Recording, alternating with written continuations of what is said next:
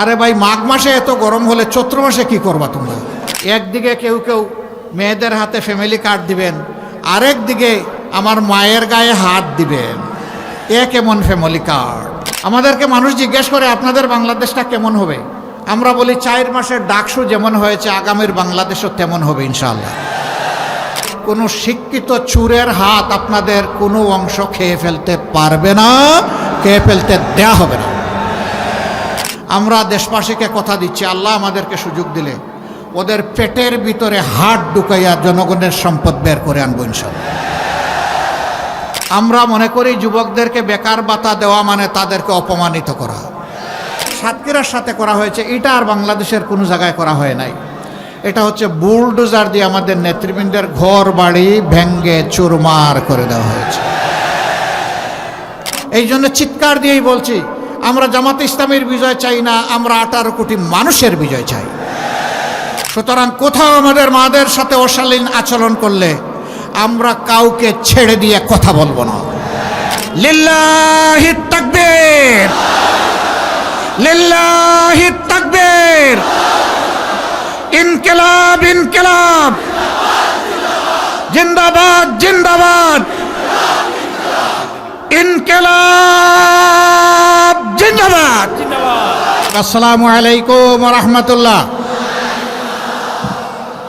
কেমন আছেন প্রিয় সাতক্ষীরাবাসী? 15 সালের এক রোজার ঈদে, ঈদ উল ফিতর, এই সাতক্ষীরায় এসেছিলাম।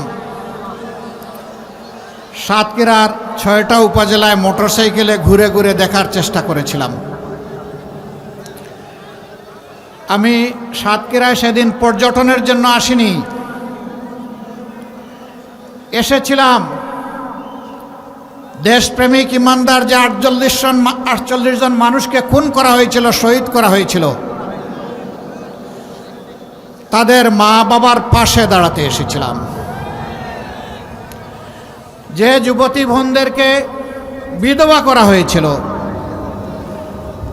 তার প্রতি সংহতি শ্রদ্ধা জানাতে এসেছিলাম। যে কচি শিশুরা বাপ হারিয়ে অন্ধকার দেখছিল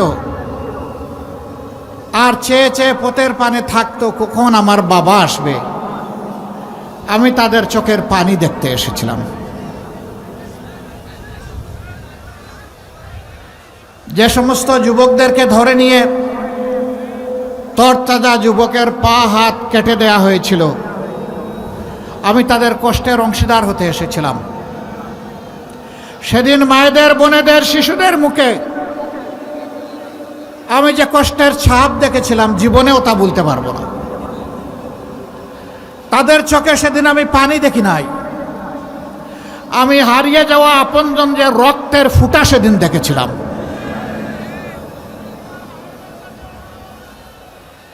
তালার 2টি বাচ্চা, রুকিয়া এবং রুকায়া, ওরা দেয়ালে ছবি দেখে বলেছিল এটা আমার বাবার ছবি।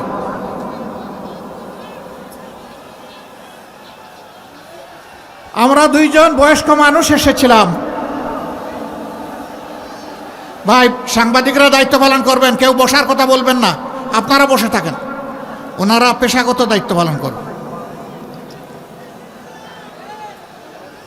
ওই বাচ্চাদেরকে জিজ্ঞেস করেছিলাম, আমরা 2 জন তোমাদের দাদা হলে কেমন হবে? বড় মেয়েটা একটু সময় নিয়ে বলল, বড় মানে কি? তখন তার বয়স মাত্র 6.5-7 বছর। একটু সময় নিয়ে বলল, না, 2 জন দাদা হতে পারবেন না। আমি বললাম, কেন? আমরা দাদা হওয়ার মতো বয়সে আসেন। এই কথা আসছেন, তার সমস্যা কি? তো আমার বয়োজ্যেষ্ঠ যিনি, তার দিকে আঙ্গুল নির্দেশ করে বলল, উনি হবেন দাদা আর আপনি হবেন আমার নানা। আল্লাহু আকবার। তার উইজডম, তার প্রজ্ঞা আমাকে সেদিন বিমোহিত করেছিল। আমি শুনলাম এই মেয়েটার বিয়ে হয়ে গেছে। আল্লাহ তাআলা তাকে দুনিয়ায়ও সুখী করুন, আখিরাতেও সুখী করুন। বিয়ে তো হলো ঠিকই, কিন্তু বিয়ের দিন মা বাবা 2 জনই তো বিদায় দেয় চোখের পানি দিয়ে গোলাপ ফুলটাকে, আদরের দুলালিকে। সেই আসরে নিশ্চয়ই সে তার বাবাকে খুঁজেছে, কিন্তু বাবাকে তো কেউ ফেরত দিতে পারবে না।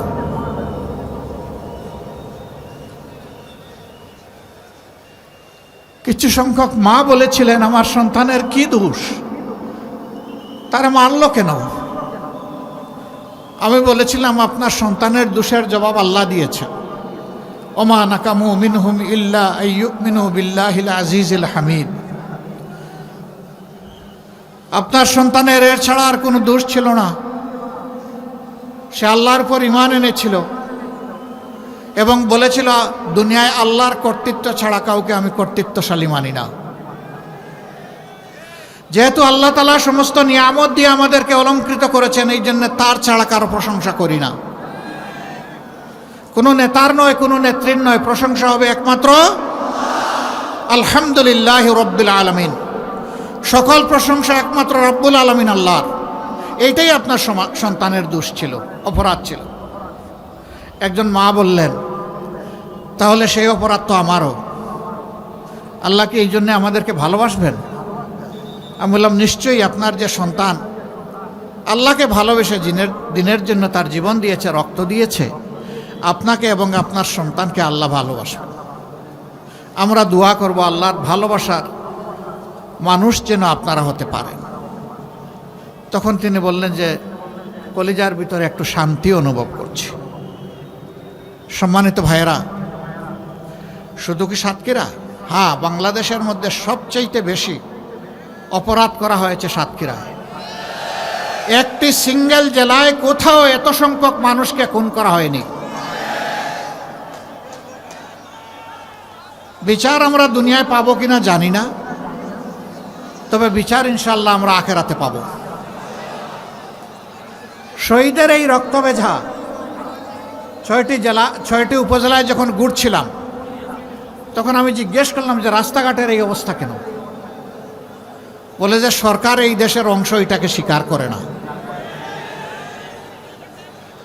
আমাদের উপর ঝাল মেটাচ্ছে কেন? সাতক্ষীরার মানুষ ন্যায়, ইনসাফ এবং ইসলামের পক্ষে অবস্থান নিল।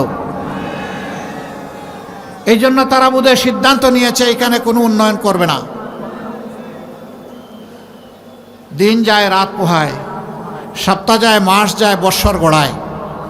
মানুষ হয়তো মনে করে আমি বোধহয় আর মরব না, আমার ক্ষমতা, আমার তখ্ত চিরদিন এইভাবে থাকবে।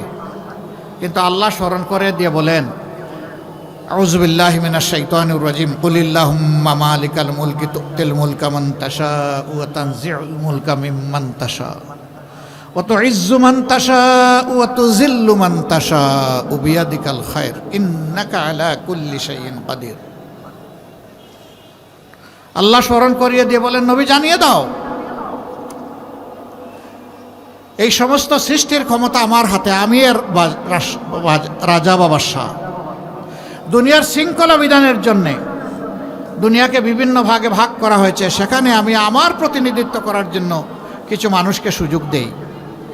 যারা আমাকে স্মরণ করে, আমার প্রতিনিধিত্ব করে, আমি তাদেরকে সম্মানিত করি।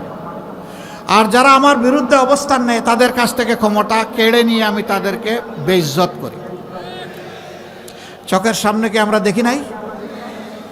আমরা দেখেছি। আমরা বড় মজলুম দল, এই একটা জেলা, এখানে বাড়তি আরেকটা জুলুম করা হয়েছে। আমাদের নেতৃবৃন্দকে খুন করা হয়েছে, ফাঁসি দেওয়া হয়েছে, অফিসগুলা তালাবদ্ধ করে রাখা হয়েছে, নিবন্ধন কেড়ে নেওয়া হয়েছে, প্রতীক নিয়ে নেওয়া হয়েছে, শেষ পর্যন্ত দিশাহারা হয়ে আমাদেরকে নিষিদ্ধ ঘোষণা করেছে। অসংখ্য মানুষকে গুম করেছে, গুম করেছে। এই গুম করে তারা দীর্ঘদিন আয়না করে রেখেছে। কিন্তু একটা জিনিস যা সাতক্ষীরার সাথে করা হয়েছে, এটা আর বাংলাদেশের কোনো জায়গায় করা হয় নাই। এটা হচ্ছে বুলডোজার দিয়ে আমাদের নেতৃবৃন্দের ঘর বাড়ি ভেঙ্গে চুরমার করে দেওয়া হয়েছে। ওই ঘরদুয়ারগুলো কি অপরাধ করেছিল? তো অপরাধ আর কিছু না, মাইকের সাউন্ড বোধহয় যাচ্ছে না। একটু মাইক যারা অপারেট করছেন তারা দেখেন, এই ডান দিকে বসেন, আপনারা বসেন। সম্মানিত ভাই বোনেরা, আগেই বলেছি সাতক্ষীরার মানুষের অপরাধ ন্যায়, ইনসাফ এবং ইমানের পক্ষে, ইসলামের পক্ষে অবস্থান নেওয়া। 5 তারিখ যখন এই অবস্থা থেকে আল্লাহ তাআলা আমাদেরকে মুক্তি দিলেন, আমরাই সেই দল, মজলুম দল, সবচেয়ে বড় মজলুম দল। সবার আগে আওয়াজ তুললাম, প্রিয় দেশবাসী শান্ত থাকুন, ধৈর্য ধরুন। এবং জননিরাপত্তা বিধানে নিজ নিজ জায়গা থেকে দায়িত্ব পালন করব। আমরা বলে দিলাম, দুঃখ বেদনা যন্ত্রণা যাই থাকুক, আল্লাহ তাআলা জুলুমের হাত থেকে আমাদেরকে মুক্ত করেছেন। আমরা সেজদায় পড়ে আল্লাহর শুকরিয়া আদায় করি। আমরা কারো উপর প্রতিশোধ নেব না। সারা বাংলাদেশে আমাদেরকে যে পরিমাণ ক্ষতিগ্রস্ত করা হয়েছে খুন গুমের মাধ্যমে, মা বোনদেরকে দফায় দফায় জেলে নিয়ে, রিমান্ডে নিয়ে কষ্ট দেওয়ার মাধ্যমে, এমনকি মা বোনদেরকে গুলি করে খুনও করা হয়েছে। কিন্তু আমরা ধৈর্য ধরলাম কি জন্য? আল্লাহ তাআলার জন্য। কি জন্য? এই দেশকে ভালোবাসি। কি জন্য? এই দেশের মানুষকে ভালোবাসি। আমরা আমাদের কর্মীদেরকে সর্বত্র বলে দিলাম, সহকর্মীদেরকে, কোথাও মানুষের জীবন, সম্পদ এবং ইজ্জতের দিকে হাত এবং চোখ বাড়ানো যাবে না। আলহামদুলিল্লাহ, সাতক্ষীরা সহ সারা বাংলাদেশে কোথাও আমাদের নেতাকর্মীরা চান্দাবাজ হয়ে ঝাঁপিয়ে পড়ে নাই জনগণের উপরে। কোথাও কোনো কিছু দখল করে নাই, কোথাও মামলা বাণিজ্য করে নাই। যে মানুষ দোষ করে নাই তাকে মামলার আসামি কোথাও বানানো হয় নাই। হাজার হাজার মামলাও আমরা করি নাই। প্রত্যেকে কিছু মামলা করা হয়েছে যারা করতে চেয়েছেন। আমরা কাউকে উৎসাহিত করি নাই। বলেছি ক্ষমা মহত্বের লক্ষণ, পারো ক্ষমা করে দাও, আল্লাহ তোমাকে দুনিয়া আখিরাতে ক্ষমা করবেন। এর বিনিময়ে দুনিয়ায় আল্লাহ দিবেন, আখিরাতেও দিবেন। আর যারা ন্যায় বিচার চাও, চাওয়ার অধিকার আছে, তোমরা আদালতে ন্যায় বিচার চাইলে আমরা তোমাদের পাশে থেকে সকল সহযোগিতা দেব। কিন্তু সাবধান, একটা নিরপরাধ নারী কিংবা পুরুষকে মামলার আসামি করা যাবে না। বাংলাদেশে 8টা মামলা এমন আছে যেটা আসামি আমাদের মামলায় মাত্র একজন। আমরা দ্বিতীয় কোনো ব্যক্তি অপরাধী খুঁজে পাইনি, তাই দ্বিতীয় কোনো নাম আমরা দেইনি। আমাদের মামলায় সর্বোচ্চ আসামির সংখ্যা একটা মামলায় আছে 98। কিন্তু আমাদের মতোই 15টা বছর অনেকে মজলুম ছিলেন, অন্যান্য দল, বিএনপি সহ, আলিম ওলামা সহ কার উপর নির্যাতন করা হয় নাই। সাংবাদিক, আলিম ওলামা, রাজনৈতিক দল, প্রতিপক্ষ, কাউকে ছেড়ে কথা বলা হয়নি। সেই মামলাগুলোতে অনেকের মামলায় 1000, 1200, 800, 900 আসামি আছে। সেইটা দিয়ে বাণিজ্য করা হচ্ছে, মানুষকে হয়রানি করা হচ্ছে। আমরা স্তম্ভিত, বাংলাদেশ আমরা লজ্জিত। যারা নিজেরা জুলুমের শিকার হয়ে মজলুম ছিলাম, তাদেরই কেউ কেউ আবার জালিম হয়ে গেলাম। এটা আমরা চাই না। সাতক্ষীরার কিছু সঙ্গত দাবি এখানে সম্মানিত জেলা আমির পেশ করেছেন। সাতক্ষীরাকে বঞ্চিত রাখা হয়েছে 15.5 বছর। সৎ মায়ের সন্তানের মতো আচরণ করা হয়েছে। আমরা আপনাদের কাছে আহ্বান জানাই, অনুরোধ জানাই, সাতক্ষীরার 4টা আসন ইনশাআল্লাহ আপনারা ন্যায় এবং ইনসাফ কায়েমের জন্য, জনগণের সরকার কায়েম করার জন্য, দিনদার সরকার কায়েম করার জন্য, মদিনার শাসনের আমলে একটা সুশাসন কায়েম করার জন্য আপনারা যদি আমাদেরকে উপহার দেন, তাহলে আপনাদের প্রতি আমরা গভীর কৃতজ্ঞতা প্রকাশ করব এবং এই ঋণ পরিশোধ করার জন্য পুরা সময় জুড়ে আমরা চেষ্টা করব ইনশাআল্লাহ। আপনাদের সাথে আলোচনা করে আপনাদের সমস্যাগুলা সমাধান করা হবে ইনশাআল্লাহ। উপর থেকে কিছুই চাপিয়ে দেওয়া হবে না। তবে এইটুকু আমরা নিশ্চয়তা দিতে পারি, আল্লাহ যদি তার মেহেরবানিতে আপনাদের বুটের, আপনাদের ভালোবাসায়, সমর্থনে সরকার গঠনের সুযোগ আমাদেরকে দেন, তাহলে কোনো শিক্ষিত চোরের হাত আপনাদের কোনো অংশ খেয়ে ফেলতে পারবে না, খেয়ে ফেলতে দেয়া হবে না। এই দুঃখী বাংলাদেশের সম্পদ লুট করে কিছু লোক, কিছু রাজনৈতিক দুর্বৃত্ত এবং কিছু লোক জনগণের সেবক হয়ে এমন এমন কাজ করেছে যে তারা দেশের সম্পদ লুণ্ঠন করে বিদেশে পাচার করেছে। 28 লক্ষ কোটি টাকা বাংলাদেশ ব্যাংকের হিসাবে, যার ডকুমেন্ট আছে, আর যেটার ডকুমেন্ট নাই তার কোনো হিসাব নাই। আমরা দেশবাসীকে কথা দিচ্ছি, আল্লাহ আমাদেরকে সুযোগ দিলে ওদের পেটের ভিতরে হাত ঢুকাইয়া জনগণের সম্পদ বের করে আনবো ইনশাআল্লাহ। যা পারি, যতটুকু পারি, কোনো ক্ষমা নাই এই ব্যাপারে। জনগণের সম্পদ লুণ্ঠনকারীর ব্যাপারে আমাদের কোনো দয়াও নাই, ক্ষমাও নাই। এখানে আমরা কঠোর, আপোষহীন।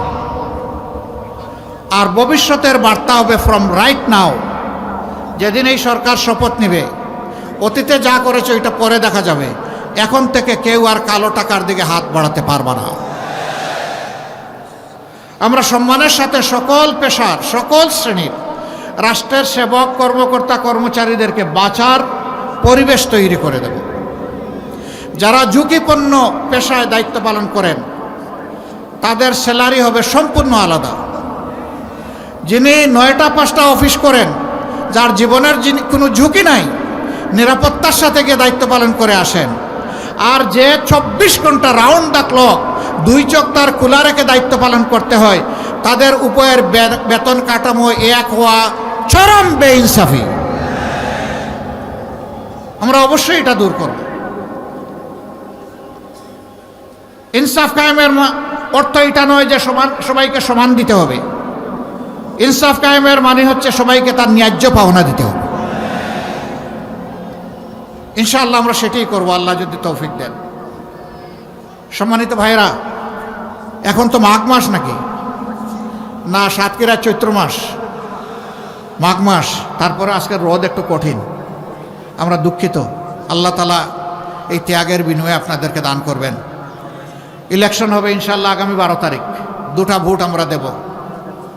সারা বাংলাদেশে জনগণের স্রোত তৈরি হয়েছে ন্যায় এবং ইনসাফের পক্ষে, পরিবর্তনের পক্ষে, বস্তা পচা রাজনীতির বিপক্ষে, দুর্নীতির বিপক্ষে, ফ্যাসিবাদের বিপক্ষে, জুলুমতন্ত্রের বিপক্ষে, মা বোনদেরকে বেইজ্জত করার বিপক্ষে, ইজ্জত দেওয়ার পক্ষে। কিছু মানুষ এই অবস্থা দেখে তারা মাথা গরম হয়ে গেছে। আরে ভাই, মাঘ মাসে এত গরম হলে চৈত্র মাসে কি করবা তোমরা?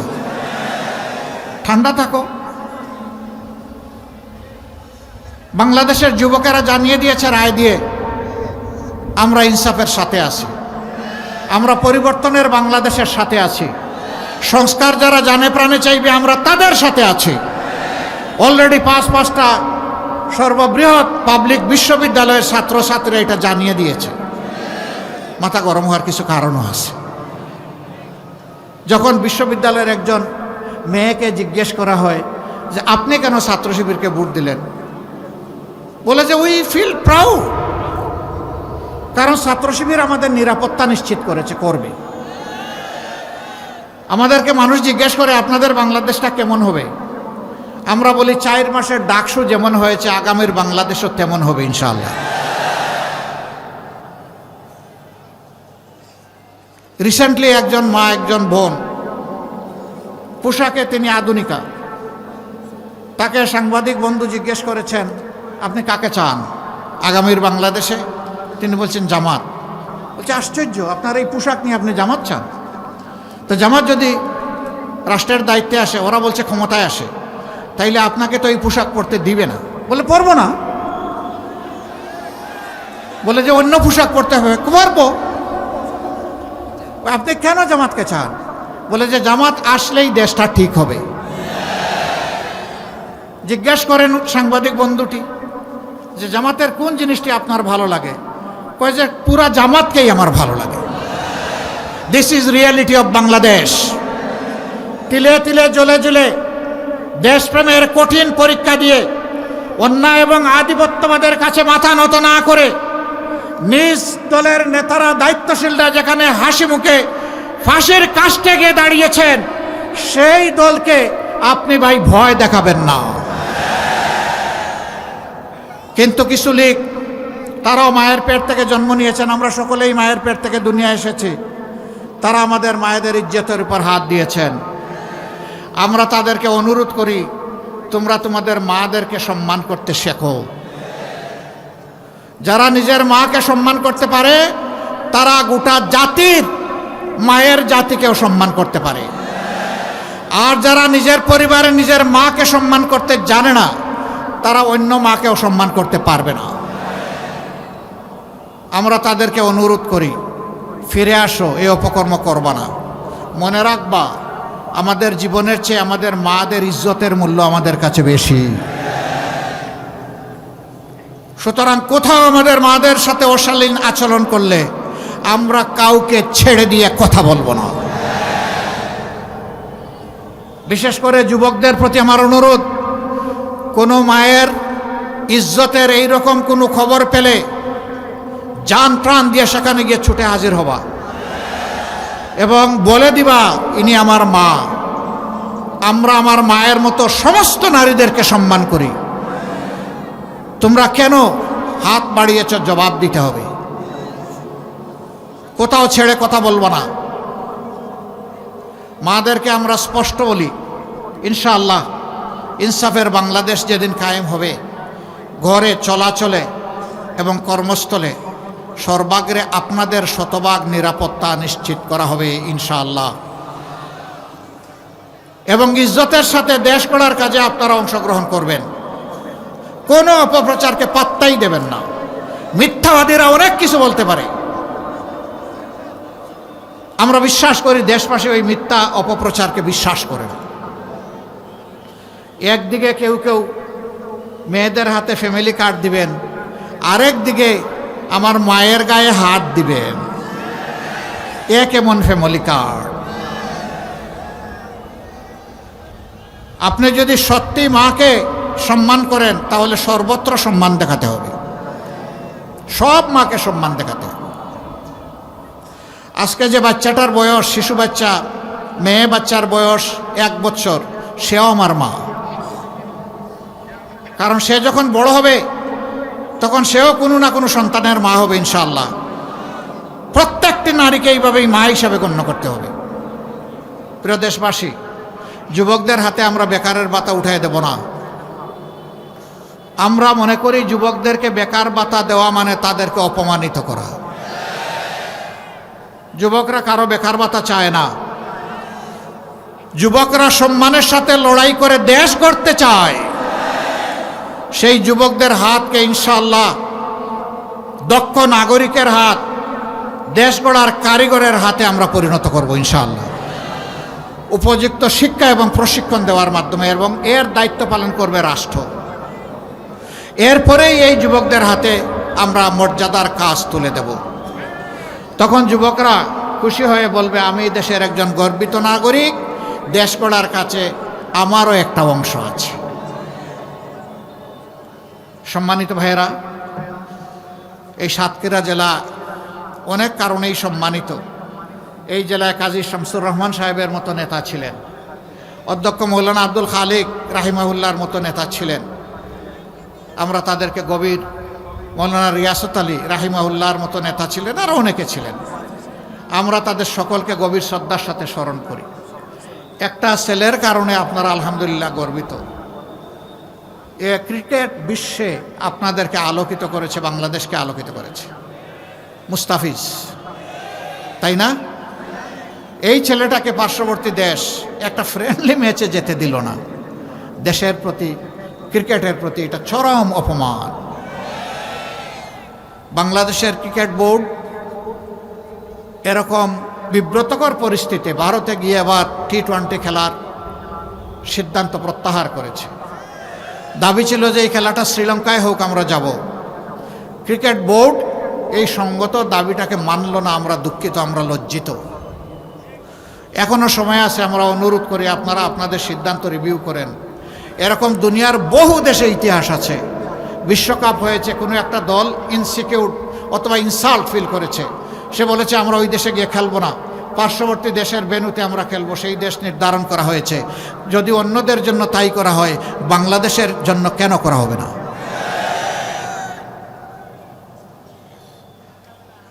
দেশপ্রেমের নজির এবং সাক্ষ্য আমাদেরকে সর্বত্রই রাখতে হবে ইনশাআল্লাহ।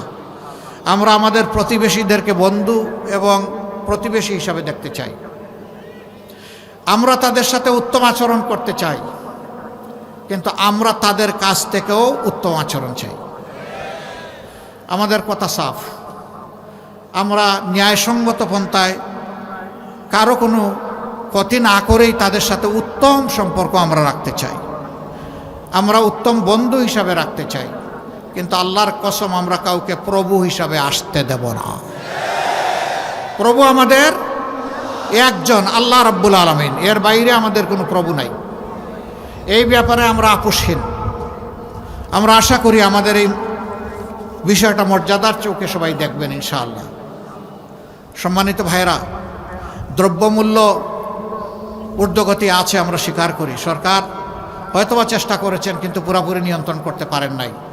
দুইটা দুষ্ট চক্রের কারণে দ্রব্যমূল্যের এই অবস্থা। একটা হচ্ছে চাঁদাবাজ আর একটা হচ্ছে সিন্ডিকেট।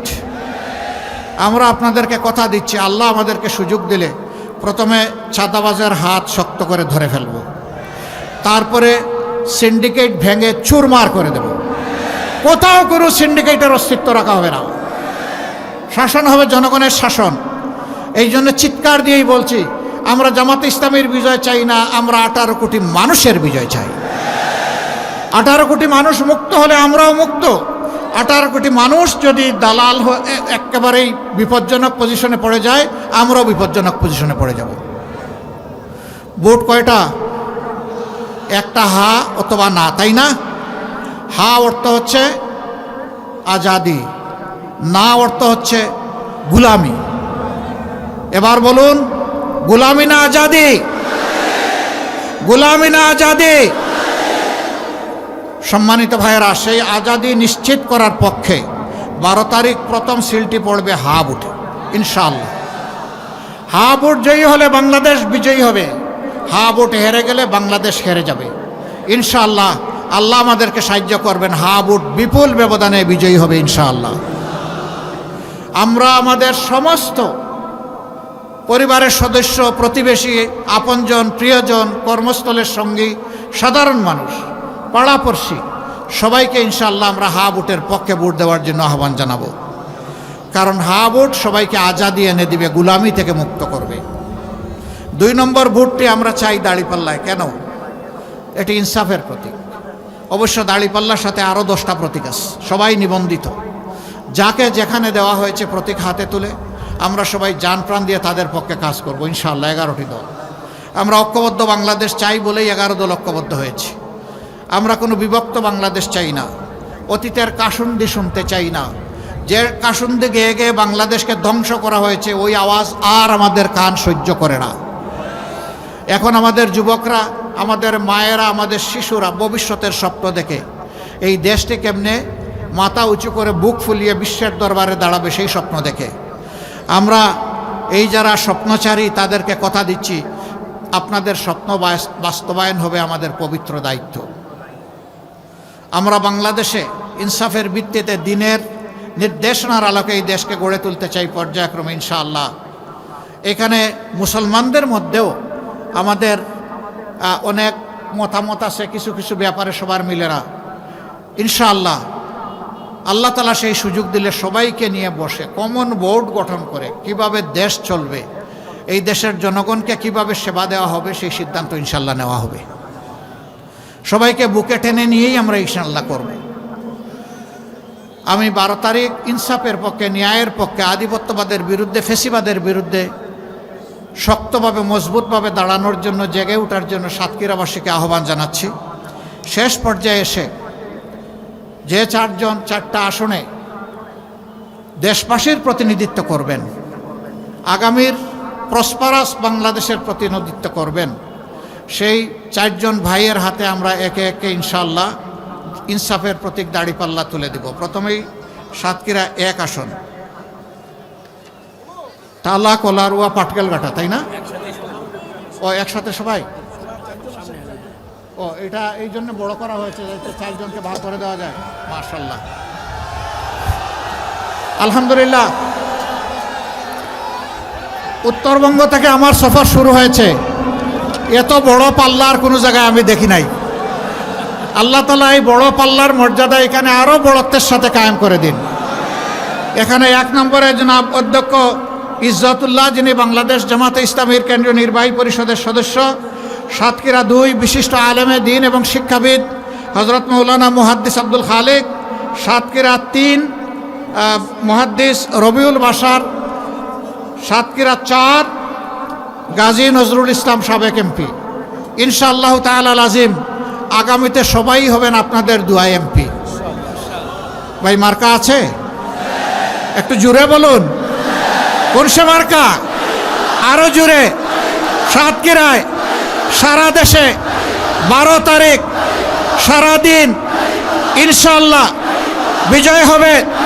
জাযাকুমুল্লাহু খায়রান, বারাকাল্লাহু ফি হায়াতিকুম। আসুন একটু স্লোগান দিয়ে আমরা বিদায় নেই। লিল্লাহিত তাকবীর, লিল্লাহিত তাকবীর, ইনকিলাব ইনকিলাব, জিন্দাবাদ জিন্দাবাদ, ইনকিলাব জিন্দাবাদ। আসসালামু আলাইকুম ওয়া রাহমাতুল্লাহ।